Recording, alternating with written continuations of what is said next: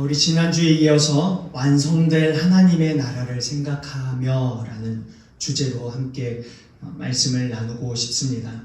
오늘 말씀은 베드로후서의 마지막 인사 글입니다. 그래서 지난주 우리가 다가올 하나님의 약속이라는 제목으로 함께 말씀을 나누었습니다. 이 말씀을 나누면서 재림에 대한 이야기를 우리가 하였죠. 재림이 조롱거리가 되었던 이유는 재림의 시기가 늦어지는 이유입니다. 재림이 조롱거리가 된 이유는 기대했던 것보다 재림의 시기가 늦어지고 있는 거죠. 그래서 재림을 믿는 자들에게 불안감이 형성되었고, 또 재림을 믿지 않는 거짓 교사들에게 조롱거리가 된 거죠. 여기서 우리가 말씀을 나누면서 주목해서 생각했던 부분은 재림의 시기가 늦어지는 이유입니다. 재림의 시기가 늦어지는 이유는 아무도 멸망하지 아니하고 다 회개하기에 이르기를 바라시는 하나님의 사랑 때문이죠. 그래서 그 마음을 오래 참으사라는 말로요. 하나님의 그 마음을요. 오래 참으사라는 그 말에 다 담아두었습니다. 그래서 오늘 본문 15절에서도 같은 이야기를 하고 있습니다. 아무도 멸망하지 않고 다 회개하기에 이르기를 바라셔서 오래 참으시는 하나님이시죠. 이것이 하나님의 뜻입니다. 에스겔 18장 23절을 보면은 이런 말씀이 있습니다. 주 여호와의 말씀이니라. 내가 어찌 악인이 죽는 것을 조금인들 기뻐하랴. 그가 돌이켜 그 길에서 떠나 사는 것을 어찌 기뻐하지 아니하겠느냐. 하나님이 악인이 죽는 것을 조금도 기뻐하지 않는다는 거예요. 우리는 악인이 죽으면 하나님이 기뻐하실 줄 알았는데 그게 아닌 거였죠. 그러니까 그가 돌이켜 그 길에서 떠나 사는 것을 내가 어찌 기뻐하지 아니하겠느냐라고 오히려 우리에게 말씀하고 있는 거죠. 재림의 시간이 늦어지는 만큼요, 하나님의 오래 참는 시간은 더욱 길어지는 거죠. 재림의 때를 생각하다 보면 하나님의 기다림의 시간, 오래 참는 시간, 그 시간만큼 많은 사람들을 가슴에 품은 그 사랑을 보지 못할 때가 많은 거예요, 우리가. 악인이 죽는 것을 조금인들 기뻐하겠냐는 말씀 속에서 하나님이 악인이 돌아오는 일을 얼마나 기다리고 계시는지를 알게 되는 거죠. 사실 우리 모두가 그랬잖아요. 우리 모두가 예수님을 믿지 않았고, 어머니도 다 결혼하고 나서 어머니가 믿었고, 아버지는 어머니를 따라 어쩌다 보니 다니게 되었고, 저도 어쩌다 보니 다니게 되었고, 우리 모두가 하나님을 만나는 그 시간이 우리에게 긴 것처럼 하나님도 우리를 굉장히 오래 기다려 주신 거죠. 근데 그걸 생각하면은 하나님이 내가 그렇게 죽는 것보다 내가 하나님 앞으로 돌아오는 그 시간을 정말 기뻐하시는구나를 알게 되는 거죠. 그래서 우리는 재림의 때에 집중하지 않고 하나님의 뜻에 집중하는 것. 뜻에 집중하면 하나님의 때에 대한 의심은 불필요하다는 걸 알게 되는 것. 하나님이 원하시는 때에 이루실 것이기에, 그러니까 재림의 때가 그렇게 중요하지 않아요. 말씀 속에서 복음이 전 세계적으로 들어가게 되면은 하나님의 때가 가까웠다는 얘기들을 해요. 그래도 그때가 언제인지 몰라요. 그죠?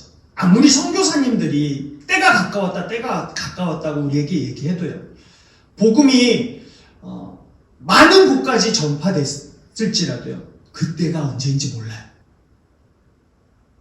그건 우리가 확실하게 짚고 넘어가야 돼요.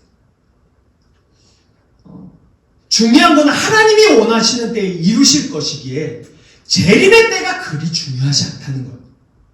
분명 다시 오신다고 하셨기에 그 약속을 믿는 믿음이 필요한 것이지 그 때를 맞추는 건 우리에게 중요한 건 아닙니다.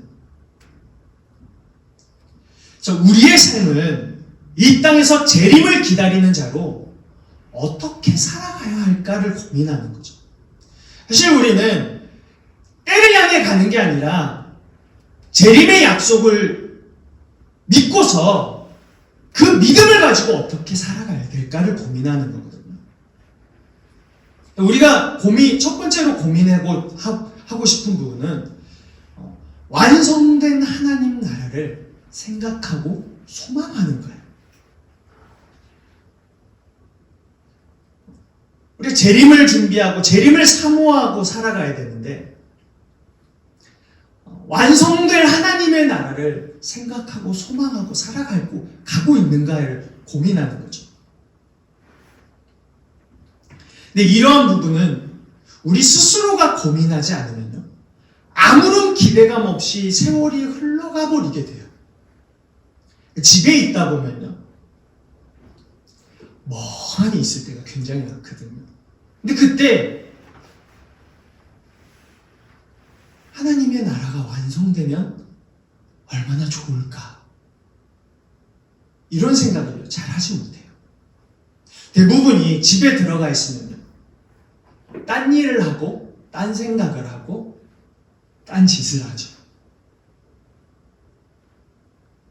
근데 우리가 스스로 깨어서 이러한 부분에 대해서 고민하지 않으면요, 우리 마음속에 아무런 기대감이 없이 그냥 세월이 흘러가 버리게 되는 거죠.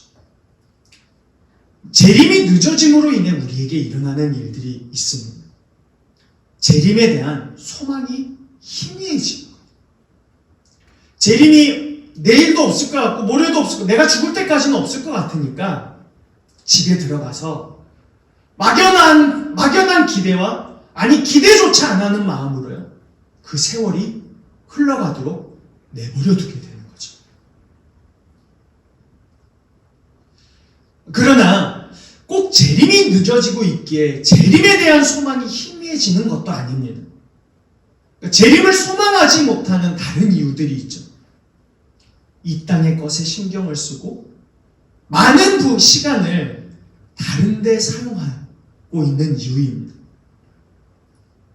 근데 우리는 이 땅을 살고 있기에 이 땅의 것에 신경을 써요. 그러한 결과인지 믿음과 사랑에 대한 이야기를요, 우리 자주 듣습니다.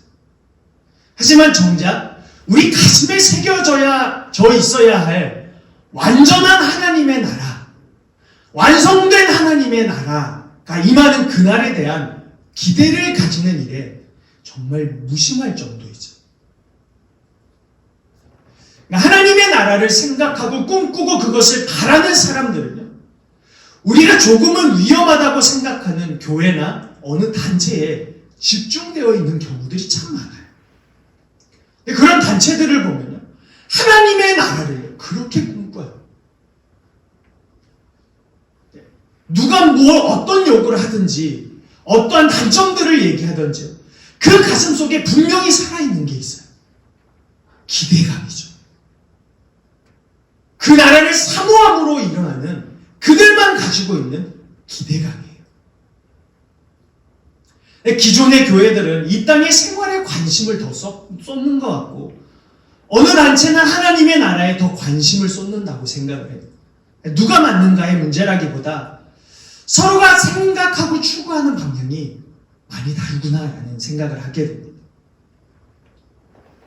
우리가 생각해야 하는 부분은요, 내게 완성된 하나님의 나라를 기다리거나 그 나라에 대한 소망을 간직하고 살아가고 있느냐의 문제입니다.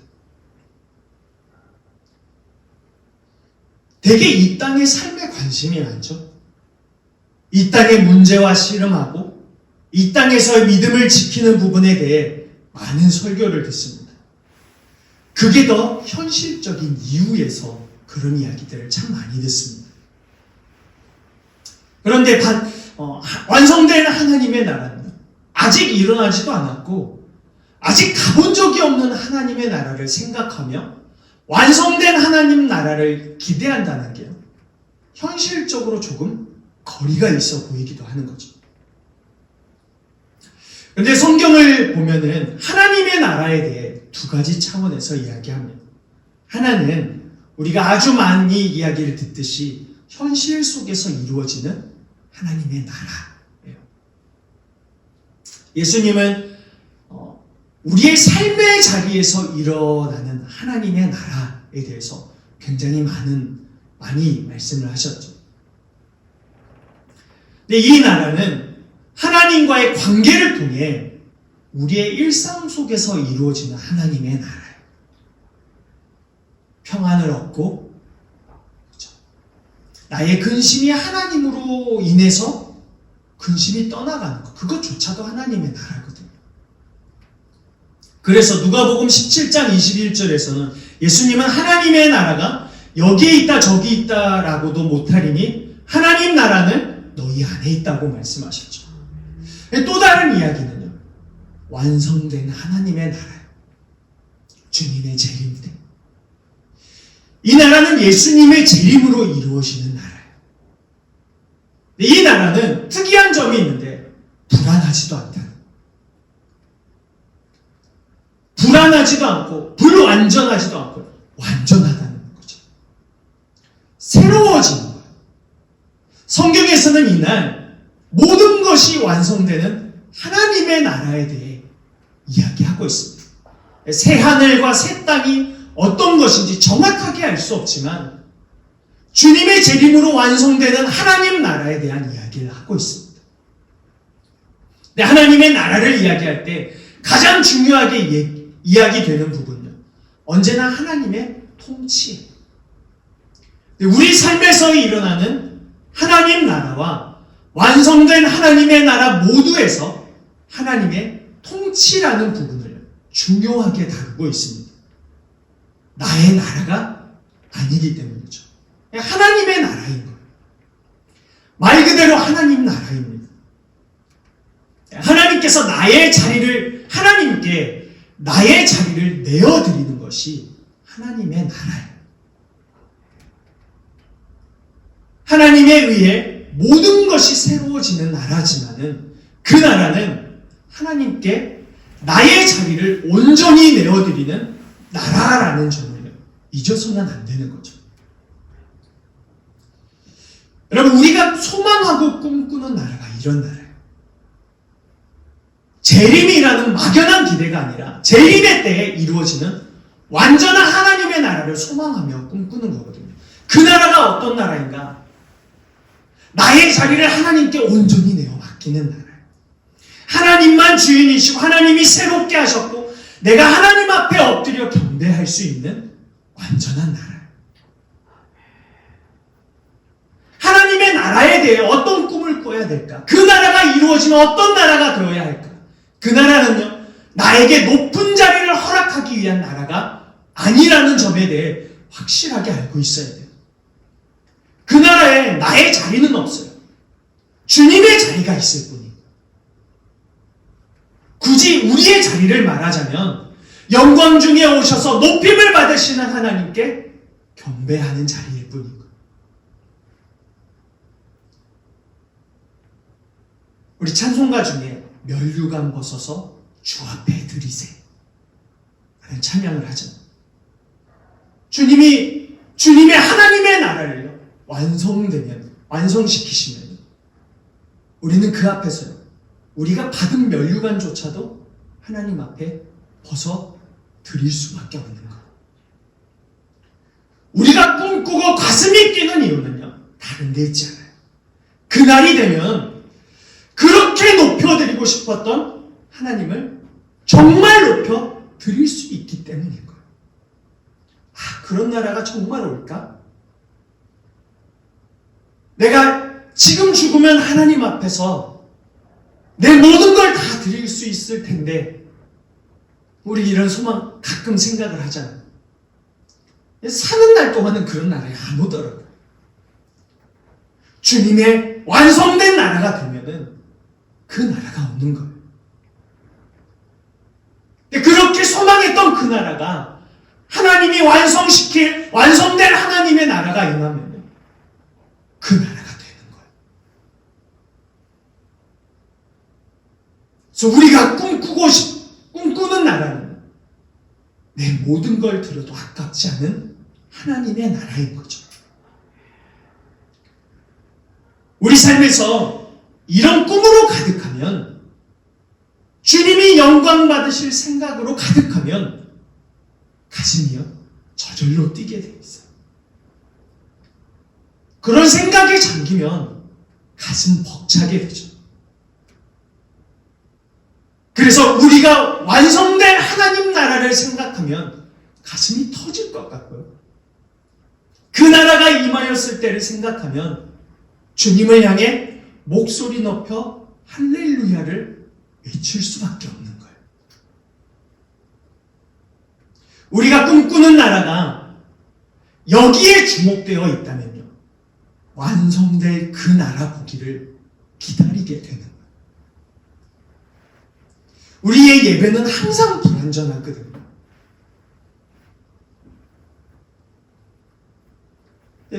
하나님이 완성시킬 그 나라가 임하면요, 우리의 예배도 완성되는 거죠. 나의 자리를 다 내어주어도 아깝지 않은 나라, 나의 것을 다 포기하고서도 아깝지 않은 나라가 하나님의 나라인 거죠. 근데 이 나라를 꿈꿀 때 우리 안에 장애물이 있는 거죠. 마틴 로이드 존스 목사님은 그 장애물에 대해서 몇 가지 이야기를 하셨었는데, 그 중에 한 가지에 대해 이렇게 이야기를 하셨습니다. 하나님의 나라에 관한 메시지를 이해하지 못하게 하는 가장 큰 장애물은 다름 아닌 지적인 교만입니다 라고 이야기를 했습니다. 그리고 이어서 이러한 것이 바리새인들과 서기관, 율법 학자들의 전반적인 문제였다고 지적합니다. 이들은 끝내 지적인 교만으로 예수님을 십자가에 못 박았고 그리스도인이 되려고 하지 않았고, 사람들이 항상 그리스도인이 되지 않는 이유도 여기에 있다고 지적하는 거예요. 그러니까 지식을 믿으며 자신의 능력을 믿는 사람들이 그것 때문에 장애물이 된다고 하는 거죠. 우리가 생각하건대 또 다른 장애물이 있습니다. 우리가 정말 누리고 싶고 보고 싶어 하는 일들을 이 땅에서 찾고 있다는 점이에요. 우리는 완성된 하나님의 나라를 꿈꾸기보다 이 땅에서 잘 되는 일을 원해요. 여러분, 한번 생각해 보세요. 이 땅에서 잘 되고 싶으세요? 완성된 하나님의 나라를 보고 싶으세요?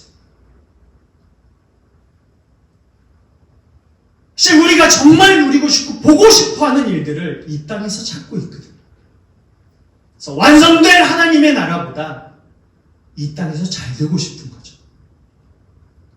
내가 누리고 싶은 일에 관심이 있고 내가 가지고 싶은 것들에 관심이 있어요. 완성될 하나님의 나라를 꿈꾸기보다 내가 살고 있는 오늘 현실이 나의 나라가 되길 꿈꾸는 거죠. 그러니까 다른 일은 다 없어도 내가 현실에서 현실적으로 원하는 일에 관심을 두고 있는 거예요. 그러니까 조롱받으면서 그리스도인으로 산다는 것에 고개를 흔들게 되는 거죠. 영원한 하나님 나라를 생각하지 않게 되는 겁니다. 여러분, 과학이 너무 발전했고 어려울 때는 하나님이 필요했지만 그렇지 않을 때는 하나님을 필요로 하지 않는 종교관을 가지게 되었습니다. 그리고 그 모습 속에서 영원한 하나님 나라는 필요하지 않은 나라가 되어버린 거죠. 이런 장애물을 가지고 있어서 하나님의 나라를 소망하며 살아갈 때 그 소망이 주는 영향력이, 내게 주는 그 영향이 무엇인지 모른 채 살아가는 거예요. 사실 우리가 그 나라를 꿈꾸고요, 그 나라를 사모하고 주님의 재림 때 완성될 그 나라를 생각하고 살아간다면 그것을 생각하는 것만으로 우리가 받는 영향이 있습니다. 하나님의 나라는요, 그저 성경 속 주제 중 하나가 아닌 거죠. 성경 속 하나의 이야기라고 생각하면 하나님 나라의 영향력 안에서 생활할 수 없습니다. 하나님 나라는 이야기가 아니라 우리에게 주는 영향력이에요. 우리는 그 나라를 꿈꾸며 그분이 완성할 나라의 영향력 안에서 우리의 삶을 생활하게 되는 거예요. 왜 소망을 가지세요? 소망을 가지세요? 왜 자꾸 그런 이야기를 하죠? 그 나라에 대한 소망을 이야기하는 이유가 여기에 있는 거죠. 이 땅에서 높게 평가하는 가치에만 머무르는 그런 삶이 아니라 하나님의 나라가 주는 영향력 안에 살아가는 법을 배우라고 이야기를 하는 거예요. 여러분, 우리가 하는 기도와 찬양과 예배에 관한 모든 것들은 사실 하나님 나라의 영향력 안에 거하도록 하는 것들이에요.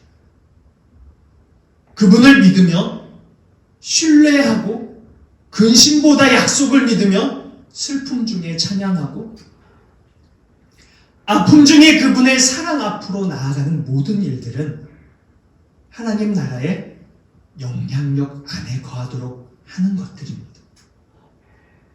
우리는 예배하면서 다른 걸 보는 게 아니에요.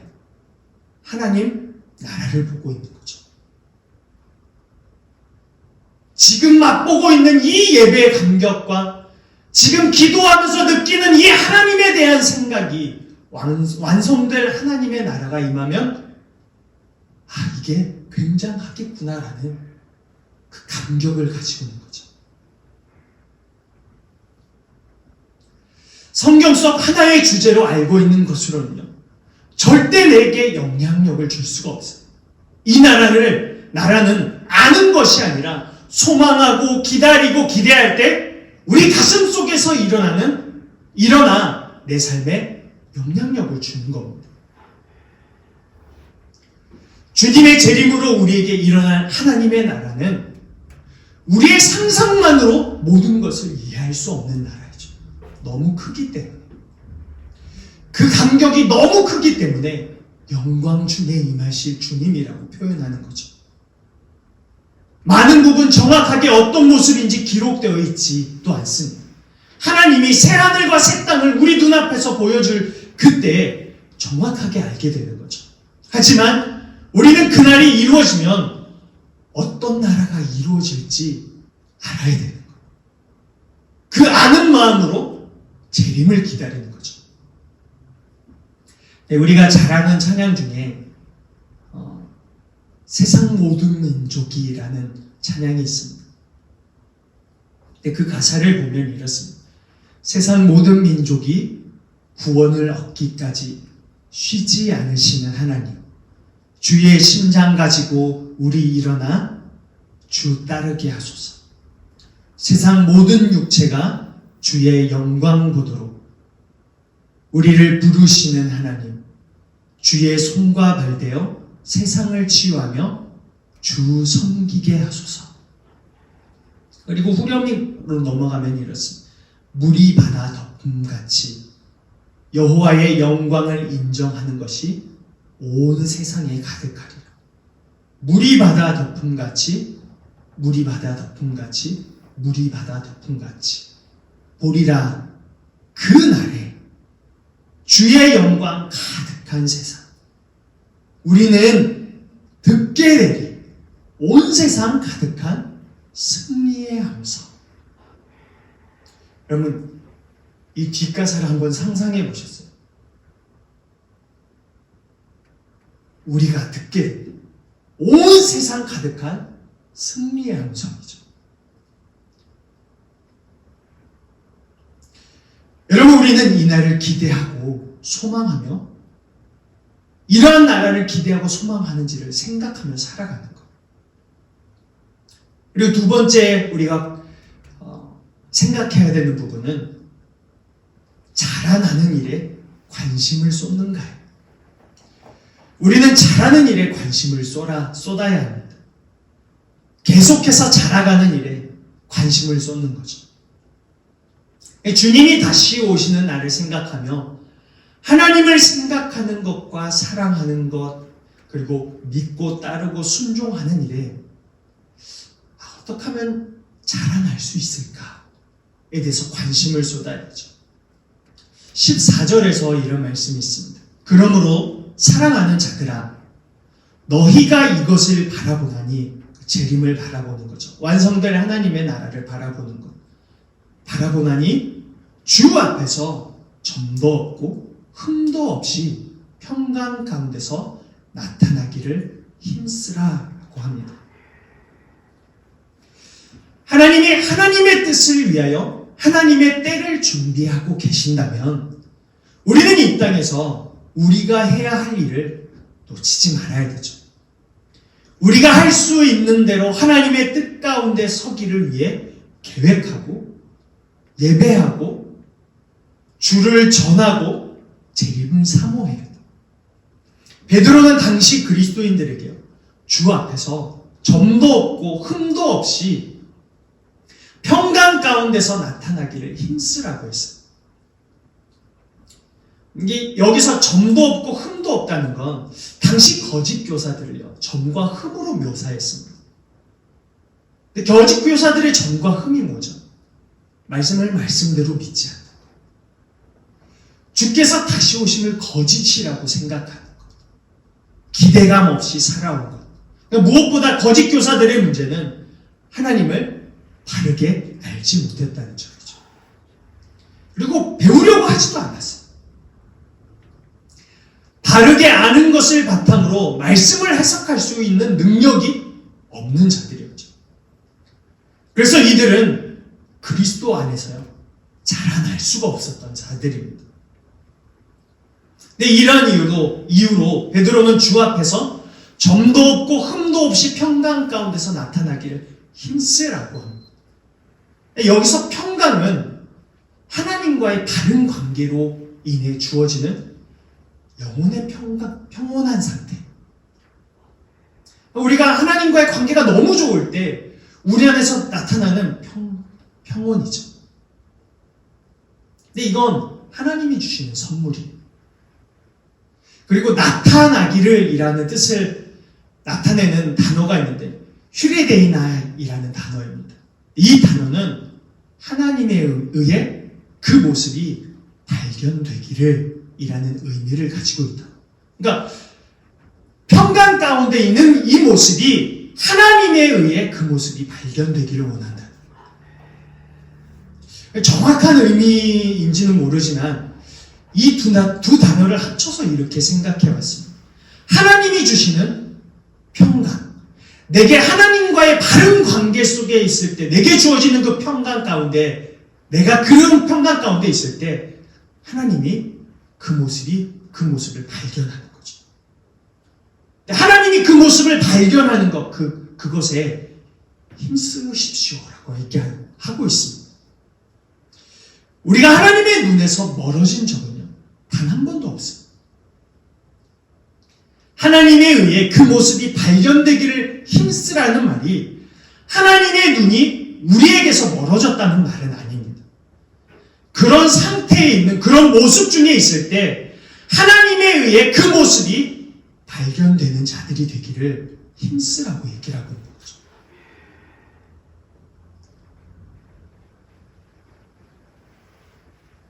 하나님이 사람을 찾으신다고 하잖아요. 예배하는 사람들을 찾으시고, 하나님을 사랑하는 사람들을 찾으시고, 하나님의 마음을 가지고 있는 사람들을 찾으신다고 하죠. 사실 이건 하나님의 눈에 발견되는 거예요. 사울 왕이 초대 왕으로 하나님께서 세우셨을 때도 그가 처음에 가졌던 그 마음이 하나님께 발견되었기 때문이죠. 여러분, 우리는 그러한 모습으로 참으로 예배할 때, 하나님과 바른 관계를 가지고 있을 때 발견되는 거예요. 문제는 우리가 세상적으로 좋아하는 것들이 정말 많다는 거죠. 자라고 성숙하는 모습에 관심을 두기보다 다른 것에 관심을 두고 관심이 있는 것과 시간을 더 보낸다는 점이에요. 요즘에 목공에 대한 생각이 막 가득했어요. 그래서 유튜브로 목공에 대한 것도 찾아보고 공부도 사고 막 뭔가를 만들어야 된다는 생각을 했거든요. 근데 시간이 지나고 보니까 거기에 더 관심이 쏠리고 많은 것들을 생각하지 못하는 저를 발견하게 되는 거죠. 사실 우리들이 그렇습니다. 어디 하나에 꽂히면은 거기에 그렇게 신경을 쓰는 거죠. 스포츠에 관심이 있고 우리 취미 생활에 관심이 있고 영상을 보는 것에 관심이 있으면요, 그것과 더 많은 시간들을 보내게 된다는 거예요. 이 땅에서 내가 좋아하는 것들이 많아 믿음이 자라는 일에 적극적으로 힘을 쓰지 못하는 거죠.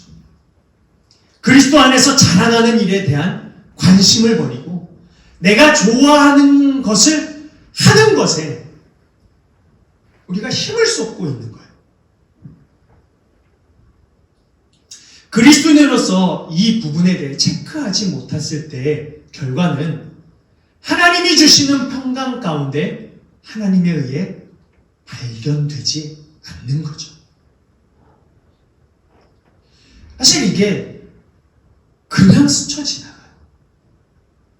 의식하지 못한 채 그냥 스쳐 지나갈 때가 굉장히 많다는 거죠. 하나님은 자꾸 나를 발견하고 싶은 거예요. 하나님의 눈은 나와 멀어지지 않았지만 내 마음속에, 내 가슴 속에 하나님을 생각하고 하나님을 예배하고 하나님 앞에 중심을 드리는 그 나의 마음이 발견되기를 원하는 거죠. 근데 내가 좋아하는 것을 좋아하고 지낸다고 해서요, 일상에 큰 타격을 주지 않거든. 일하면서 일해야죠. 연속극 보면서 연속극 봐야죠. 다른 것도 해야죠. 근데 그렇게 일상 속에서 지내다 보면은 그런 일들을 하는 게 일상에 큰 타격을 주지 않는다는 거. 그저 하루하루 지나갈 뿐이죠. 사람들이 말하는 가치를 따르고 우리가 과학의 힘을 믿고 의학적 지식과 여러 지식의 힘을 믿으며 내가 좋아하는 것을 한다고 해서 삶에 큰 타격이 생기는 게 아닙니다. 그래서 위험을 감지하지 못할 때가 정말 많은 거죠. 그렇게 되면 내가 하나님이 주시는 평강 속에 있지 않고 하나님에 의해 발견되지 않아도 아무런 문제가 없다는 식으로 살아가게 돼요. 문제가 없는 거예요. 하나님의 눈에 발견되지 않아도 아무런 문제가 없는 거죠. 사실 이게 위험한 거예요. 우리는 그 위험을 감지하지 못하면서 살아갈 때가 많은 거죠. 17절에 보면 무법한 자들의 미혹에 이끌려에서 미혹에 이끌리다는 의미가 군중 사이에 섞여서 그냥 따라가는 어떤 사람들을 의미합니다.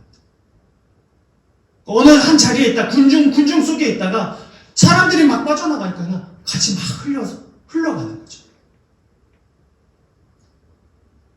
우리가 예수 그리스도 안에서요, 하나님을 더욱 바르게 알고 바르게 예배하고 재림을 소망하는 일에 관심을 쏟지 않으면요, 군중 사이에 섞여서 그냥 따라가게 되는 거죠.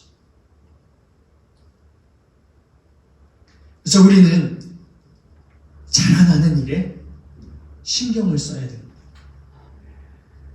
관심을 쏟아야 되죠. 자칫 잘못하면 그저 사람들에 이끌려 살게 되기 때문입니다. 여러분, 저는 우리가 하나님의 나라를 사모하는 자들이 되기를 축복합니다. 아멘. 그러면 하나님의 나라를 품은 자들이 되는 거거든요. 아멘. 그러면 그 나라의 영향력 안에 거하는 자들로 살아가는 거거든요. 그래서 완성될 하나님의 나라를 사모하고 품고 그 나라 안에 거하는 자들이 되었으면 합니다. 우리 교회와 한국교회에 우리가 만나고 있는 모든 사람들 가운데 그 나라가 이루어지기를 소망하고 축복하는 우리 모두가 되기를 예수님의 이름으로 축복합니다.